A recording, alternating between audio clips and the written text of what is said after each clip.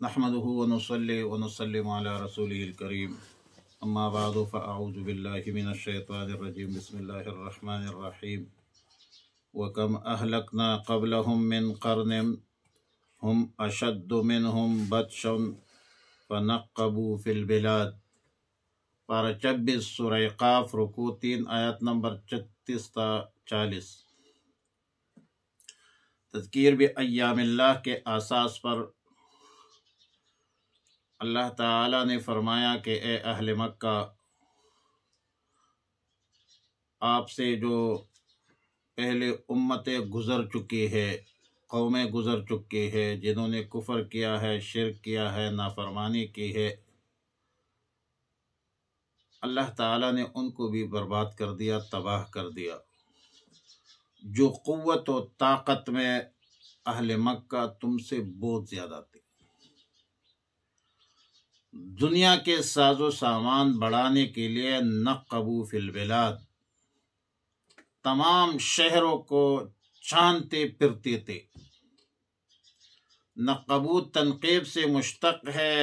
نقب سوراخ کو کہتے ہیں، پاڑنے کو کہتے ہیں۔ محاورات میں روئے زمین کے دور و دراز ممالک میں، علاقوں میں، خطوں میں اسفار کرنے والا، سفر کرنے والا، چلنے پھرنے والے کے معنی پر استعمال ہوتا ہے قذا فی القاموس۔ اور محیص کا معنی ہے جائے پناہ، پناہ کی جگہ۔ آیات کا معنی اور مفہوم یہ ہے کہ اللہ تعالی نے تم سے پہلے کتنے قوموں کو ہلاک کر دیا ہے، کتنی جماعتوں کو ہلاک کر دیا ہے، تباہ کر دیا ہے، برباد کر دیا ہے، عذاب میں مبتلا کیا ہے، جو قوت میں، طاقت میں، شان و شوکت میں تم سے کہیں زیادہ تھے، اور وہ تو مختلف ممالک میں، مختلف خطوں میں تجارت وغیرہ کی غرض سے گھومتے پھرتے تھے، اور ان کا ایک مضبوط معاشی نظام تھا، زر مبادلہ کے ذخائر اور درآمدات برآمدات میں بڑے ماہر تھے۔ مگر دیکھ لیجئے ان بدبختوں کا انجام، کہ ان بدبختوں کو اللہ نے کیسے ہلاک کر دیا۔ ان کے دولت، ان کے مال، ان کے طاقت، ان کے قوت کام نہیں آئی، روئے زمین پر موت سے پناہ نہیں دے سکے، عذاب سے نہیں بچا سکے۔ لیکن اس میں سوچنے کی جگہ ہے، اس میں یہ سوچنے کا مقام ہے، فکر کا، تدبر کا، تفکر کا مقام ہے، موعظت کا، عبرت کا مقام ہے۔ لمن کان لہ قلب، جس کے اندر دل ہو۔ اور سیدنا عبداللہ ابن عباس رضی اللہ تعالیٰ عنہما فرماتے ہیں کہ یہاں قلب سے مراد عقل ہے،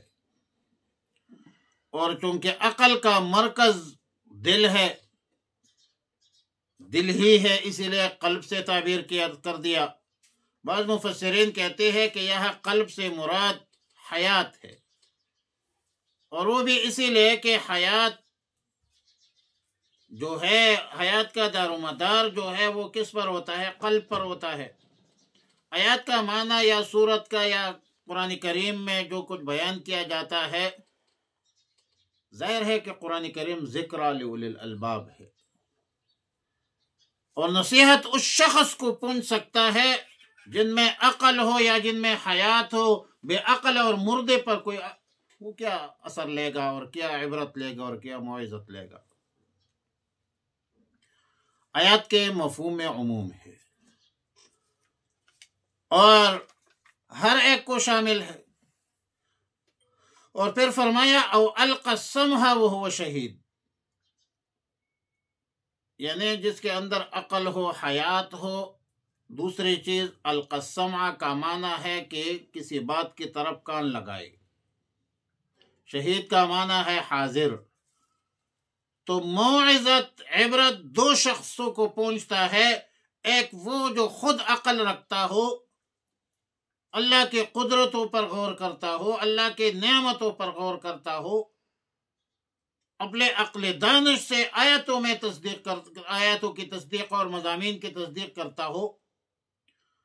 یا پھر وہ آدمی عبرت و موعظت حاصل کر سکتا ہے جو آیات الہیہ کو کان کھول کر سن لے، اور اسی طرح سنے کہ وہ خود بھی حاضر اور اس کا دل اور دماغ بھی حاضر۔ ایسا نہ ہو کہ کان تو لگائے ہے لیکن دل حاضر نہیں ہے، یہ موعظت نہیں لے سکتا۔ قاضی ثناء اللہ پانی پتی رحمہ اللہ تفسیر مظہری میں لکھتے ہیں کہ پہلے قسم کاملین امت کی صفت ہے، اور دوسری قسم ان کے متبعین ہیں، مریدین ہیں، مخلصین ہیں، جو اعتقاد کی بنیاد پر دین کی باتیں غور سے، فکر سے، سوچ سے، بچار سے سنتے ہیں، مانتے ہیں بات۔ اور پھر فرمایا وَسَبِّحْ بِحَمْدِ رَبِّكَ قَبْلَ طُلُوعِ الشَّمْسِ وَقَبْلَ الْغُرُوبِ۔ سبح تسبیح سے مشتق ہے، تسبیح کا حقیقی معنی ہے اللہ کی تسبیح کرنا، پاکی بیان کرنا۔ زبان سے بھی تسبیح ہو جاتی ہے، عبادات میں بھی ہو جاتی ہے۔ اس لیے بعض اہل علم کا قول ہے کہ تسبیح قبل طلوع الشمس وسبح قبل طلوع الشمس سے مراد نماز فجر ہے،